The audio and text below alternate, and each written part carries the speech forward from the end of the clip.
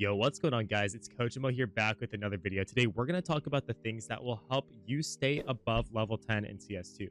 I do a lot of guides on this channel where we talk about lower level tips, but today I want to teach you the stuff that has helped me get to number 2 on the face of leaderboards, travel internationally, just play at a really high level.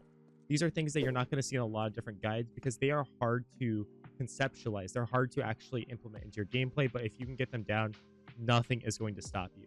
Starting off from the beginning of the game, we need to be very clear with what setups we're going to run, what positions we're playing. This is basic, but if you don't go into the game with ideas and thinking of ways to set up your teammates, you are going to fail. I understand some of you guys want to be the star players. You can be selfish. You just want kills. You want to play like that. That's a very common thing on Face. I have some friends that are like that. But what you have to be able to do in these games, say, hey, bro, take these dualies. I got a flash. Let me set you up in a way. Or say, hey, I'm going to do a bait setup with you. I'm going to sit here, bait me, right? We're going to do a double setup. Maybe something as simple as, hey, I'm going to hide, or I want you to hide in pit, and I'm going to play out here. You're going to go for kills in pit here on CT side on pistol round. When they're running at you, eventually you're going to die, or maybe you just win the round because you're good. And then your teammate is set up in a very star position here. Now, I understand sometimes players troll in pucks. Sometimes they suck. Sometimes they're bad. But ultimately, if you have these ideas flowing, you are going to be able to carry this forward into the entire game, and you will be surprised with how much people start to come when you give them this direction. On Inferno, for example, I'm always doing once a game, hey, let's get into a porch setup. Let's boost up here and do a double lane or a triple lane. Hey, let's go into halls and do the, classic long haul setup where rifler's right here and opera is posted like this. But do you see how I'm giving ideas? I'm actually setting people up in very creative ways. Or it could be even something as simple. It's not even that complicated. It's very simple stuff that is going to allow you to prosper. So many of you guys can't win games because you're just playing standard. You feel like you have no control over your teammates, and you don't. How are you supposed to have any control over your teammates when they're just doing their own thing, you're doing your own thing, and then everyone's mad because we're losing?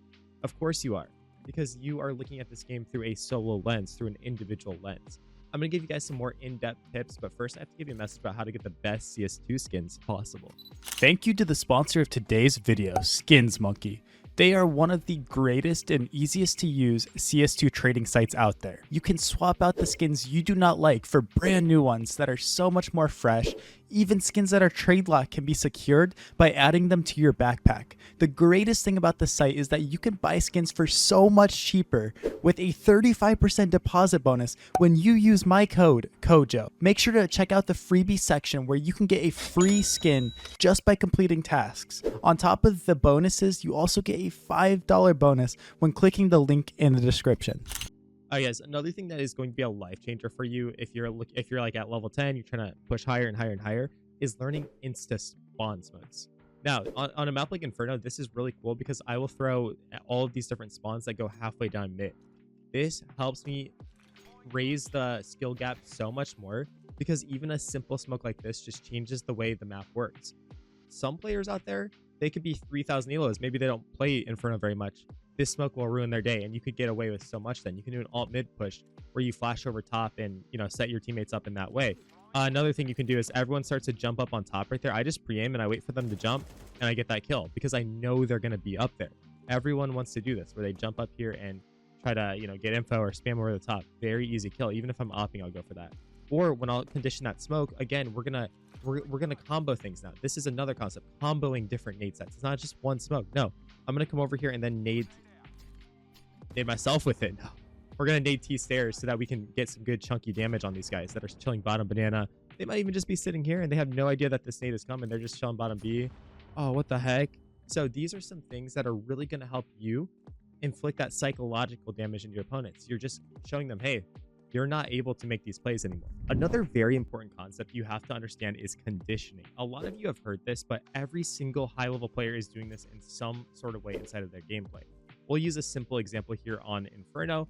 I am going to condition my opponents at the beginning of the game when I have a spawn to molly down mid, to nade it, to post on it with the op, so that they know that they can't just swing this without dying. Once I've taught them that, once I've shown them that, I could, yes, throw the molly, or I might even be able to run down mid and just post on alt mid like this. I love going for this pick. It can feel risky, it can feel hard, but when you start to understand these timings, you know that you're pretty much good because of the conditioning you've done. You get that kill and then you run away. By the time that the person even realizes that you're hanging out in the middle of mid like that, you're already gone. You're out of here. So even very simple conditionings like that is going to elevate your gameplay and allow you to actually destroy your opponents. It's so easy to do this, even on banana here. Maybe I want to start 3B and we want to take down. We're going to smoke deep. We're going to have a molly close. We're going to have a molly in the middle. And we're going to throw a bunch of HEs over here. We're going to show the opponents early on in the game that we're going to take, and they are going to take a lot of damage if they are going to be up in here. So many players just start every CT side that they join, where they just sit and spawn and they just do a crossfire. Now, crossfire is great, awesome, cool, but you're just playing very one-dimensional. It's not that hard to beat you, and you're just going to fall behind. Another bonus tip I have real quick is learning metas. You got to learn the new meta nades, the setups, things like that are happening from the pro scene. A big YouTube channel that'll help you out with that is Nard out here. You'll learn so many cool little tips and tricks from that. I really love the stuff that he puts out over there. So very, very vital to developing yourself and becoming just a super, super dynamic player. Now, another way to be a dynamic player that every single person can do, I don't understand why this is not something that people are thinking of more.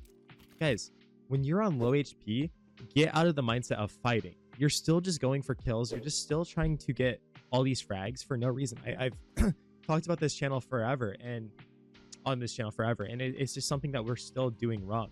If you are arch side and you take a fight and you're on 1 HP, don't be the guy that just sits here and waits to be retraded. You're just gonna bleed another kill and then your kill is for nothing. No, fall back into very passive spots. Maybe an off and go back here in library. We're just hiding, and then you say, hey dude, throw a flash for me so that I can fight people that are blind on 1 HP. It doesn't matter if you are low, because they are not going to be able to hit you. These are so important to implement. Even just going into a crossfire setup or a bait setup, again, going back to the beginning of this video, I'm on 1 HP, let me just bait for you. Let me be the first contact so that I die and they forget all about you. These are high level things that maybe you've known about. And you're like, well, that's obvious, because you're not implementing them.